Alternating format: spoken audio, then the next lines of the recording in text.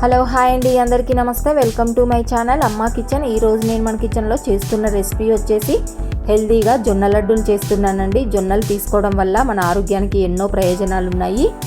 జొన్నలు శరీరానికి కావలసిన శక్తిని ఇస్తాయండి, ఎముకలను బలంగా మారుస్తాయి. జొన్నల్లో ఫైబర్ ఎక్కువగా ఉంటుంది. ఇన్ని ఆరోగ్య ప్రయోజనాలు జొన్నలతో నేను జొన్న లడ్డు ఏ విధంగా చేశానో మీరు కూడా చూసేయండి. ముందుగా స్టవ్ ఆన్ చేసుకొని ఒక ప్యాన్ పెట్టుకున్నాను. ఇందులోకి కప్పున్నర జొన్నలు వేసుకోవాలి. స్టవ్ని మీడియంలో పెట్టుకొని జొన్నల్ని వేయించుకోవాలి. మనం ఈ జొన్న ప్లేస్లో జొన్న పిండిని కూడా తీసుకోవచ్చండి. ఈ విధంగా కలుపుకుంటూ జొన్నల్ని బాగా వేయించుకోవాలి. జొన్నలు బాగా వేగితేనే మనకి లడ్డు టేస్టీగా ఉంటుంది. ఈ విధంగా చూడండి, ఇక్కడ జొన్నలు అన్నవి రంగు మారిపోయాయి. ఈ విధంగా అయ్యేంత వరకు మనం జొన్నల్ని వేయించుకోవాలండి. నేను స్టవ్ ఆఫ్ చేసేసుకున్నాను. ఇప్పుడు ఈ విధంగా వేయించుకున్న జొన్నల్ని మనం ఒక ప్లేట్లోకి వేసేసుకుందాము. ఈ విధంగా ఒక ప్లేట్లోకి వేసేసుకొని స్టవ్ ఆన్ చేసుకొని ప్యాన్ పెట్టుకున్నాను. ఇందులోనే అరకప్పు పల్లీలను వేసుకొని పల్లీలను కూడా వేయించుకోవాలి.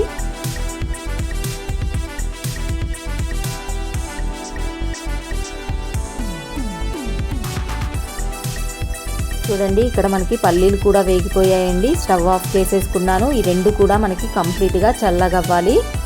ఇక్కడ నాకు జొన్నలు అన్నవి చల్లబడిపోయాయండి. ఇప్పుడు మిక్సీ జార్ తీసుకొని ఇందులోకి జొన్నల్ని వేసుకుంటున్నాను.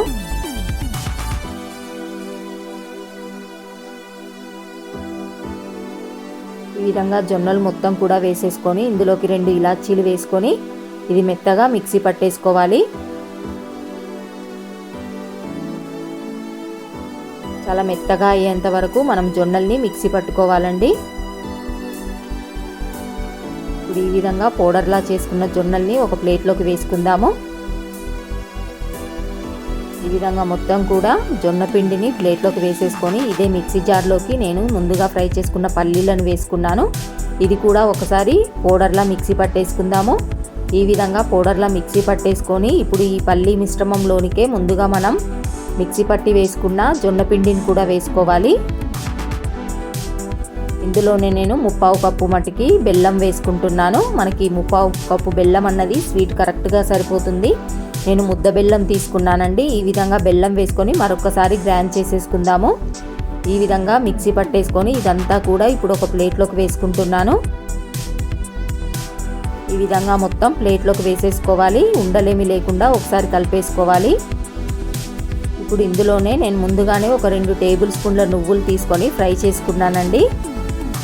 ఈ నువ్వులు వేసుకోవడం వల్ల మనం లడ్డు తిన్నప్పుడు నువ్వులు తాకుతూ ఉంటే పంటి కిందికి టేస్ట్ అన్నది చాలా బాగుంటుందండి లడ్డూలల్లా.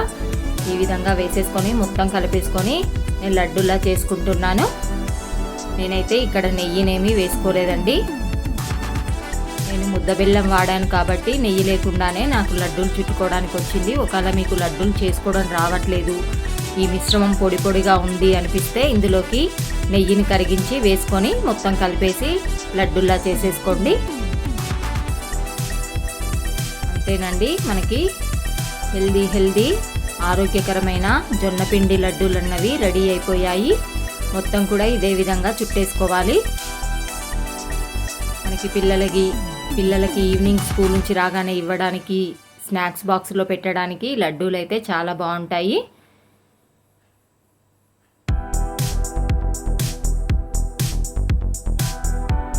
అంతేనండి, లడ్డూలు అన్నవి రెడీ అయిపోయాయి. నేనైతే నెయ్యి వేసుకోలేదు, అయినా కూడా లడ్డూలు సాఫ్ట్గా వచ్చాయండి.